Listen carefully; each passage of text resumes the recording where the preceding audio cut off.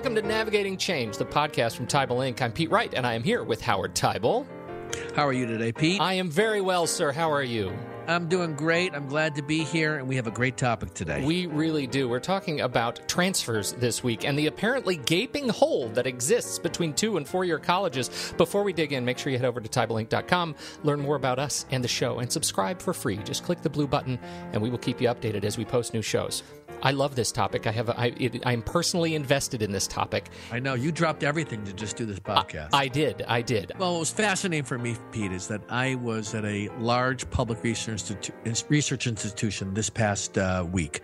And then I saw in the Chronicle, Higher Education, January 19th, a study that was done by the Community College Research Center at Columbia, the Aspen Institute College Excellence Program, and National Student Clearinghouse Research Center. And this is what it said. Studies have shown 80% of new community college students want to earn a bachelor's degree. However, only 14% of the 720,000 degree-granting students examined in the study who enrolled in community college for the first time transferred to and graduated from a 4-year institution. And having been at this large research institution and being in a conversation listening to this dilemma, I can tell you that this is something that all public large institutions are thinking about, but I think we got to put an even greater spotlight on this. And for our listeners, who in many cases are the business officers or the president or chancellors of schools, or even the admission directors, I think there's an opportunity to dig into this question. That's what I want us to talk about today. I am so glad to hear you say that. And the reason I am is because I feel like there is a tide. There is a great wave, a changing perspective on this problem. Because for years, my work at 4-year institutions, this transfer problem has been considered a community college problem. And I feel like when you say this is an opportunity for business officers, what does that mean? All right, that's great. So I love that you're reflecting on that a lot of the impetus historically has been put on the community colleges. And let's simplify this. The story that you often hear raised to the surface is if these community college students were more prepared, then we can accept them more. In fact, the reality is what the 4-year institutions need to do a better job of is examining their transfer policies and how do they become transfer friendly, because if they do that better, I think they're going to discover they've got kids, or they will get students, in some cases not kids, because these are, in some cases, adults who have been went to college or never went to college. They're now discover what they want to do after being in a community college, and they want to go to a 4-year college, and the transfer requirements, the bureaucracy, the systems make it difficult, and they end up looking elsewhere. This is a missed revenue opportunity that I know every business officer is aware of, and I think they need to step back and put together a group, including their admissions officers, and say, what are we doing about this? So why is it, do you think, that there has been such stagnation in this process? Well, I think it's a question of focus and vision. As it becomes more clear, and I think this is in the last probably 3 years, that the revenue sources for large and small institutions are becoming more narrow, and finding ways of growing revenue is not tuition increases, but alternative revenue sources. There's more of a recognition that there needs to be a better way of dealing with our transfer population. I can tell you from listening to dialogue from different admissions officers at both the publics and some of the privates, they do not have solid systems in place. One, to know the gap they have in students looking at their school and turning elsewhere because their transfer credits are not even accepted in many cases. And they're losing students to other schools that are getting better at making the transfer process easy. We were working with a small school that is looking deeply at saying, how do we make the transfer process easy for these kids when they're looking at our school to say, we will accept you and we will find a way to accept your other credits. I would add to that, Howard, that there is a challenge in addition to, administrative leadership and let's say marketing even leadership. There is an academic challenge. That's I'm so glad you raised that. So in being in a conversation, in facilitating a dialogue between those who are in the trenches in admissions and sitting and listening to conversations among the deans, there's a recognition that we need to take greater collective responsibility. This is not an administrative problem. This is not an academic problem. This is a shared problem. And as a matter of fact, I raised this with everybody in the room. I said, raise your hand if you consider this to be a shared problem. And everybody raised their hand. But now it's about the rubber meeting the road, right? It's great to say we consider it a shared problem. It's another thing to have a systematic focus of saying we're going to develop a vision. We're going to understand the data collectively. We're going to make a case for where we want to be, and then we're going to figure out how we're going to improve it.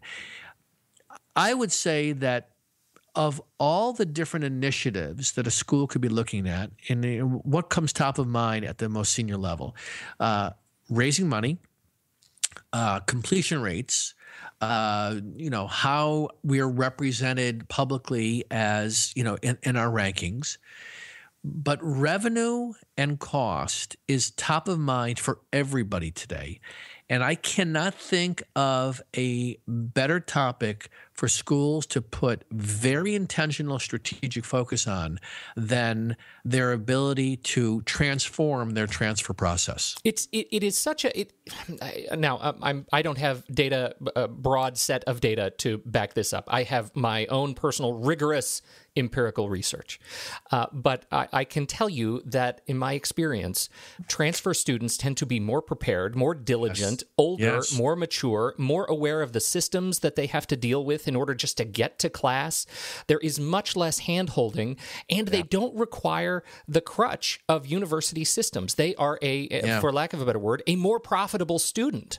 And you know what's interesting about that is there's a myth out there that is perpetuated by whoever raises it or has this idea that this is the truth, is that if we admit more transfer students, we are going to risk having more students who need remedial work. This is already a problem in institutions. Right. And I think it's a problem out of high schools. That's right. And in some cases, what we're talking about is thinking about transfers as maybe a source of an influx of students who actually are more prepared because if you think about it, they have a sense about what they want. And there's a compelling reason to get – now, every school is dealing with this. Every school is – my son has friends that went to the community college, paid the community college cost, transferred into for the next 2 years into the large UMass system, and as a result, they're going to get a UMass degree. So most students are sitting around waiting. Which schools are giving me the greatest ability to transfer as many of my credits and then be able to move on what I want to do? And what's fascinating, Pete, is that when the admissions officers dig into the requirements for transfer credits that are in some cases have to be looked at, in probably many cases, on the academic side, what are we going to allow in terms of what courses match with what? We don't have as good a system in place around that. That's where this starts. There's, the school that I was working with, they have a system, a really great system where a student can actually, before even applying, enter in all of what they have and get a sense of what is transferable.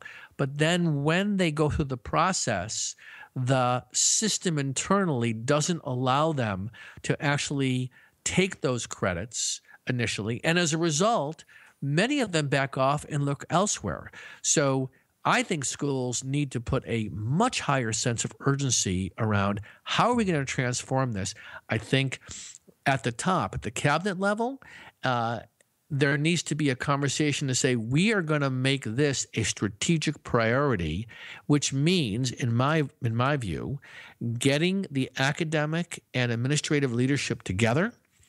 In this case, the deans of the different schools and those who understand the current system, having a shared dialogue about this, and then saying, we are going to make this an initiative. We're going to have a goal over the next 3 years of X, Y, or Z, and then it's going to get monitored over time. And this, to me, is one of the unique opportunities we have today to focus on what I would call alternative revenue sources that schools are doing already, but they could be doing a much better job. I would only add to that, this serves the highest good for your institution. Yeah, exactly. You are a member of this education community, and it serves the highest good. Yeah, and the other piece to this too that's indirectly related to this, but also is part of the greater good, is there is a whole influx of veterans. Oh, huge. Who are looking for opportunities to then take their education to the next level. And this is part of that whole conversation. So finding a way to really tell a story around that and how universities and colleges are dealing with this influx of a veteran population into this. I think that this is also part of the greater good. I love this conversation, Howard. This is a great way to tee off. And in fact, we're going to be having a conversation, I think, that is going to tap into some of these initiatives next week with a fantastic guest. So please check your feeds, because this is the start of a much deeper conversation on how we can support these alternative Absolutely. folks. And here's what I would say to people listening is we're going to put right on the podcast page a link to this article and the report. And what I would say to anybody who this resonates with is get that report, sit down with your peers and say, what are we doing about this? Sit down with your admissions officer and say, help me understand where we are in this conversation.